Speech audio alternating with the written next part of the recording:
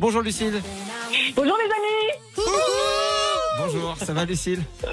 Ça va très très bien. Ah la chance. Je suis très heureuse d'être là. Bon, déjà ça c'est trop gentil. Je sais pas comment tu fais pour être en forme. Tu sais quoi, j'aimerais connaître ton secret un jour. Moi, Je vais te le donner tout de suite. Ouais, c'est le thème de la chronique du jour. Ah, je te donne tout de suite. la drogue. Non. Non, vas-y, c'est quoi alors le thème? C'est la gratitude. La gratitude, d'accord. Mais oui, je vous fais une chronique sur la gratitude. Si tu veux élever ton niveau d'énergie, si tu veux te sentir mieux, si tu veux vraiment voir le verre à moitié plein plutôt qu'à moitié vide, cultive tous les jours la gratitude. Il y a des études scientifiques qui ont été faites sur le sujet, très précises, très creusées. Des études médicales qui ont prouvé que ça faisait monter ton niveau d'ocytocine, qui est l'hormone du bien-être, du bonheur. Donc la gratitude, et je voulais vous en parler aujourd'hui parce que c'est quelque chose que je cultive tous les jours. Moi, tous les matins, je médite et j'ai un espace, un moment de gratitude où je dis merci. Et d'ailleurs, j'ai enregistré une méditation quotidienne, on vous la redonne. Et pendant cette méditation, il y a vraiment un moment sur la gratitude et sur le fait de dire merci. Donc déjà, on va déblayer un petit peu le terrain. Est-ce que vous savez faire la différence entre la gratitude et la reconnaissance? Non. Bah attends, la reconnaissance, donc c'est quand quelqu'un, par exemple, a fait quelque chose pour nous, donc il y a un côté, je te renvoie la balle, quoi, Patrick. Allez, Patrick, t'as été là des années pour moi, je t'appelais à 2h du matin quand j'étais déprimé et tu m'as toujours écouté. Donc là, Patrick, le jour où t'as un petit coup de mou, je suis là pour toi et ouais, j'ai de la reconnaissance, c'est-à-dire que je te porte dans mon cœur. Patrick. Gratitude, est-ce que c'est pas ne pas attendre d'événements ponctuels? Est-ce que la gratitude, elle vient pas spontanément? Est-ce que la gratitude, elle n'est pas vis-à-vis de soi-même? Aussi. Trop de questions. Moi, je dirais que c'est envers tout le temps, quoi. Merci la vie, merci le soleil de m'éclairer, merci cette eau potable de rentrer dans mon corps et de me rafraîchir, merci cette mouche qui vient faire bzzz comme ça alors que j'essaye de dormir. Non? Et bien, la gratitude, ça relève plus d'un état.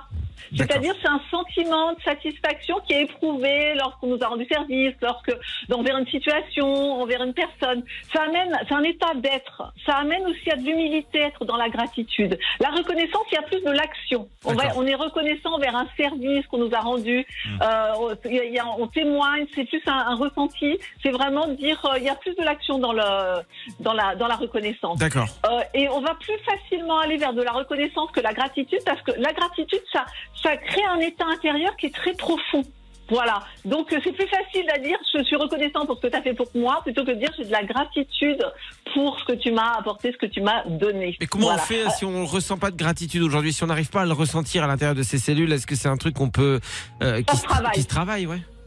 Ça se travaille, c'est-à-dire qu'il y a vraiment, on a étudié ça en neurosciences, on s'est rendu compte que plus on dit merci, plus on commence à avoir le verre à moitié plein, et plus on va avoir des raisons de se réjouir, et plus la vie va nous apporter des raisons de nous réjouir. Ça, c'est la loi d'attraction, je vous ai fait une petite chronique là-dessus, sur comment on interagit avec la vie, et plus on projette quelque chose de bénéfique et de positif dans l'existence, et plus on reçoit exactement ce qu'on a projeté. Donc, tous les matins, je dis merci. Je vous recommande de faire ça avec vos enfants. Quand ils vont se coucher le soir, faites une petite routine de gratitude en leur disant, on va dire 3 merci, et encore mieux, si on l'écrit, c'est encore mieux, parce que ils vont prendre cette habitude. Moi, j'ai une amie à Chypre qui fait ça, qui a une vie qui va plutôt très très bien, et qui depuis toute petite dit merci tous les soirs avant de se coucher. Et elle ne le savait pas, elle l'a fait spontanément elle-même, et en fin de compte, elle se rend compte à quel point ça nourrit son quotidien, et ça lui a permis elle a une 47 ans à peu près, sur les 35 dernières années, de construire son existence, d'avoir une famille qui va bien, une vie financière qui va bien. Et en fin de compte, elle a fait vraiment un lien entre cet état de gratitude qu'elle entretenait tous les jours. Donc d'aller dire à vos enfants, dis merci, 3 merci pour ceci, cela. Et tous, on a une bonne raison de dire merci. Ouais, surtout les enfants pour y gâter, quoi. Ben, merci aujourd'hui papa pour la Switch. Merci pour l'iPhone. Pour la montre. J'allais chercher une marque de montre, mais je ne connais pas. Pour la montre alors de la marque Montrus. Ça, n'embarque pas les gens sur une fausse piste. Non, c'est pas ça, c'est pas le matériel. Encore une fois, les biens matériels ne participent qu'à 10% de votre bonheur. D'accord. Non, mais évidemment, on est d'accord que c'est merci la vieille dame qui m'a laissé traverser, merci le soleil d'avoir illuminé cette journée, je le disais tout à l'heure, mais c'est des trucs comme ça, des trucs qui nous ont fait plaisir, quoi, de manière générale. Ouais, et ça va apprendre aux enfants à se réjouir de choses simples. Plutôt que de se réjouir d'un cadeau cher, etc. Donc ils vont se lasser souvent très rapidement, mais d'aller dire, bah voilà, t'as des parents qui t'aiment. Si c'est le cas, hein. Toi on sait que tu n'aimes pas tes enfants, mais... Si, c'est juste que j'arrive pas à m'attacher. C'est horrible. Tout ça, c'est alors donc il y a des études qui ont été faites très précises. Il y a 2 Américains entre autres qui s'appellent Robert Emmons et Michael McCullough qui ont établi des études très très approfondies qui nous permettent de réaliser que on a un bien-être physique et affectif nettement supérieur quand on pratique la gratitude. Alors sur le plan physiologique, alors ça c'est ma grande référence, hein, Tal Ben Sahar, on va vous donner la référence de ses livres. Il a enseigné la psychologie positive à Harvard, donc il sait de quoi ça parle. Il recommande le cahier de gratitude. On va s'en servir tous les soirs. Vous le mettez à côté de votre lit et vous écrivez 3 raisons de vous réjouir de votre existence. Ça peut être avoir mangé un bon repas, ça peut être d'avoir des enfants en bonne santé, d'avoir un toit sur sa tête. Ça peut être des choses très simples, ça peut être des choses vraiment, vraiment importantes. Les neurosciences nous le prouvent que la gratitude, ça permet de se sentir mieux, plus heureux. Donc, parce que ça génère de l'ocytocine, l'hormone du bien-être, ça va rééduquer le cerveau pour poser son attention sur ce qui va bien plutôt que ce qui ne va pas, hein, le verre à moitié plein plutôt qu'à moitié vide. Et plus vous faites ça, plus vous allez vous rendre compte que vous allez inévitablement poser votre attention sur tout ce qui va bien. Et si vous êtes objectif, à part pour une minorité de personnes qui sont dans des périodes vraiment difficiles de transition ou de chômage, etc., il y a énormément de choses qui vont bien. Voilà. Ouais, c'est vrai. On regarde pas des fois. C'est pas que notre vie va pas bien, c'est qu'on la regarde pas avec les bons yeux. Oui, c'est sûr. Lucille, donc on parlait de gratitude. Vas-y, on reprend là où on avait mis pause. Clac, je remets lecture. On reprend. Donc d'un point de vue physiologique, ça permet de mieux dormir, la gratitude. Ça diminue les douleurs chroniques, ça augmente le niveau d'énergie, ça ralentit le vieillissement. Non mais vous y croyez ça? Ça allonge la vie de jusqu'à 7 ans. Il y a des études qui ont été faites par un Américain qui s'appelle David Snowden. Et vraiment, vous vous rendez compte tout le bénéfice. Ça, c'est le point de vue physiologique. D'un point de vue psychologique, si vous le pratiquez sur 3 semaines. Et pour les gens qui prennent qui sont dans des transports, au lieu d'être là à faire des petits jeux sur son téléphone, prenez 5 minutes pour dire merci tous les jours. Je vous assure qu'au bout de 3 semaines, vous changez de vie. C'est vrai, hein, c'est vraiment quelque chose à pratiquer de manière profonde et pratiquer de manière consciente. Si vous le faites juste intellectuellement parce que c'est l'exercice qu'il faut faire, ça ne va absolument pas du tout marcher. Donc ça demande de le ressentir, de le vivre. Et d'un point de vue psychologique, ça va vous apporter de la paix de l'esprit, ça diminue le stress, ça réduit la tristesse, ça augmente la motivation, ça fortifie la volonté, ça aide à atteindre ses objectifs parce qu'on a plus de confiance en soi. On va traverser beaucoup plus facilement les difficultés, ça réduit les comportements compulsifs excessifs, ça améliore les relations aux autres. Voilà. Donc prenez dans vos temps de transport, en voiture, dans le métro, etc., dans les bus, dans les trains, prenez des moments de gratitude, ça va changer votre vie, c'est absolument phénoménal. Il y a un livre magnifique pour vous aider à ça, comme d'habitude, petite référence littéraire, regarde comme c'est beau.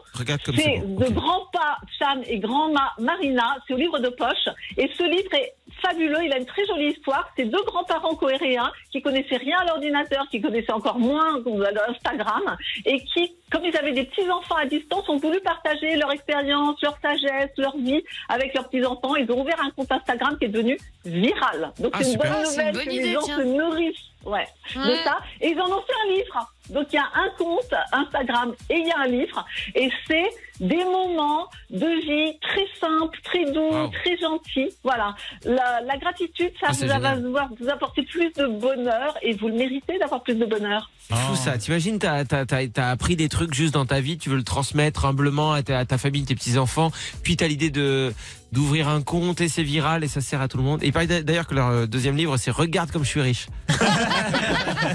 Mais bon, il se vend moins bien parce que là, ils ont un peu pété les plombs. Non, mais c'est super beau ce genre d'histoire en réalité, c'est super.